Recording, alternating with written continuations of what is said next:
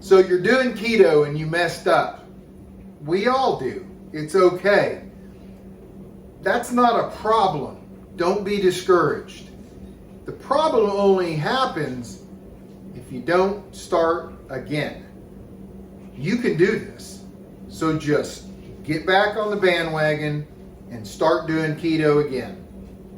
It doesn't matter if you've messed up once or if you've messed up dozens of times. What matters is that you try again. Every successful person has messed up. Every successful person has what they call failed. But have they? Did they? Only if they didn't try again. The most successful people in this world have failed more than they've succeeded. You have to try and try and try again until you get it right. I've been keto for about a month. Have I messed up in the last month? I have. And I just started it right back up. I got a device that tells me a little bit more about what's going on inside my body. You might have seen my previous video on the Keto Mojo. One of the things that I thought did not affect my blood sugar and my ketones and ketosis was the creamer I used. The creamer I use is this. And then I add stevia extract. And I like hazelnut. So I use hazelnut stevia extract. Well, I just found out today that it's affecting my glucose and affecting my ketone levels. I'll be making a video about that in the coming days. But let's move forward. You can do this. I know you can do this. Remember, once you start back, you need to be at 25 carbs or less. You have to keep your carbs down. You've got to keep your fats up, and you have to be on moderate protein. You did not gain this weight overnight.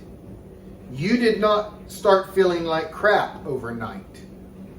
It's going to take a while before you get back to feeling better. It's going to take a while before you drop the weight.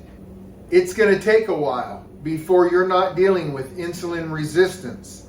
I'll go over that in a future video also. But the one thing you have to think about is that it took a while to get where you're at. It's going to take a while to get back. I've still got 18 pounds to go before I hit my first goal getting back. I'll get there, I promise you. And I hopefully will get there with some of you. And I hope some of you will follow me. And hopefully some of you will lose 20 pounds as I lose 20 pounds. Food is energy. Let me repeat that. Food is energy. Food should not be something that is pleasure all the time. Food is not, I'm under a lot of stress and I'm going to now eat. And I know there's a lot of stress eaters out there. You have to break the thought pattern that I'm stressed, so I'm going to eat. I need something sweet, so I'm going to eat. I just need some sugar. Now, I'm not saying that you can't have a bowl of keto ice cream and it bring you pleasure. That's fine. But if you're eating snacks constantly, even if they're keto snacks, it's not going to work. All the hype out there with all the snacks and all the keto stuff and keto cake and keto pie and keto snacks. There's a big problem with it, and that is everyone consumes too much of it. You have to keep it simple. Just like the saying goes, keep it simple, stupid. Very simple. You have to keep it simple. whether you're just starting out doing keto and you're worried about keto flu, or maybe you just went to Freddy's and had a big bowl of custard, or maybe you went out with friends and you dove into who knows what. It's okay. We all do it. It's okay. You can do this. Get back on track. Do it again. Start again. Go through it again. A couple things that'll help you with keto flu, which is not the flu, by the way.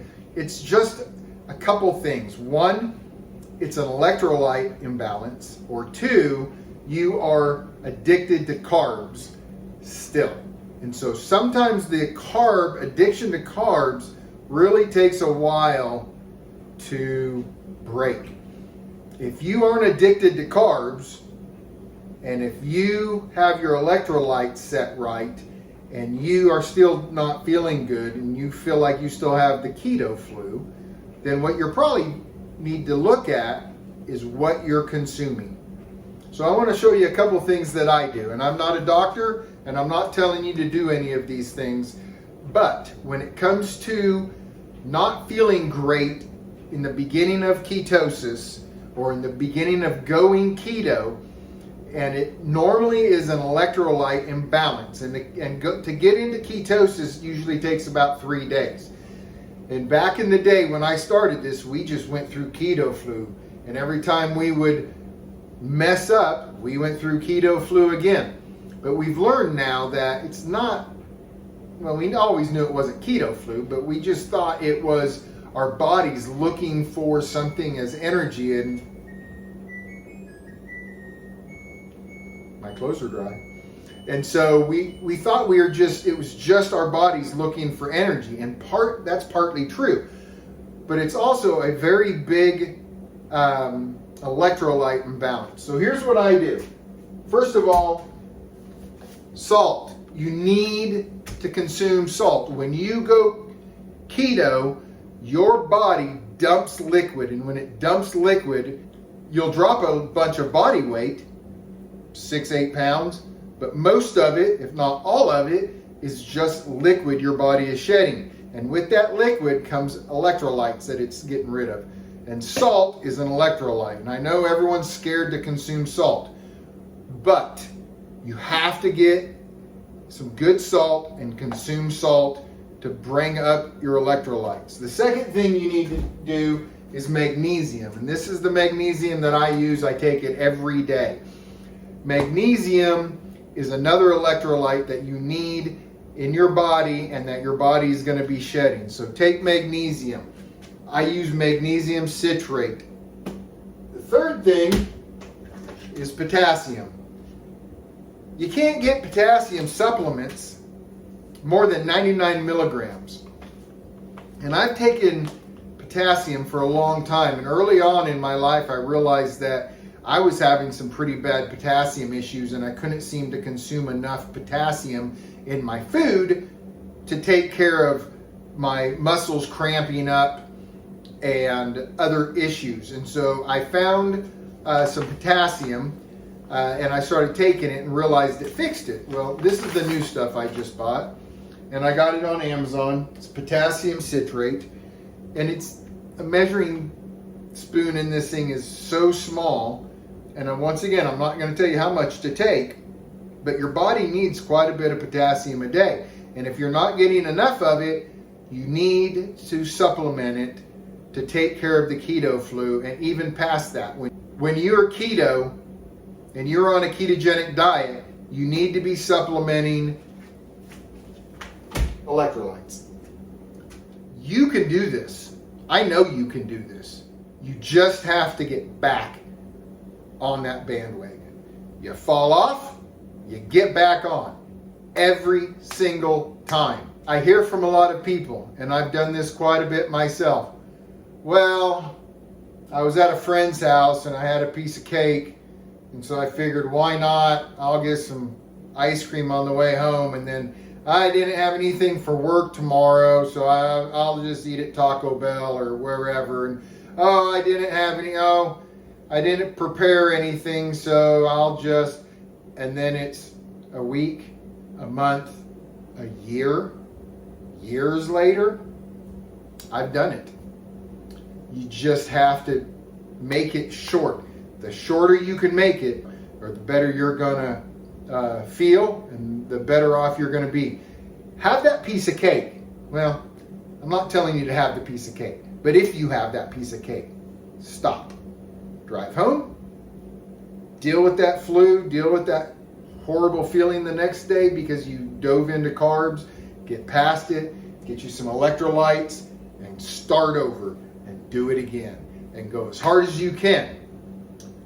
The last thing I want to talk about is your weight. Your weight is not the telltale, the end game. It is not all it's about.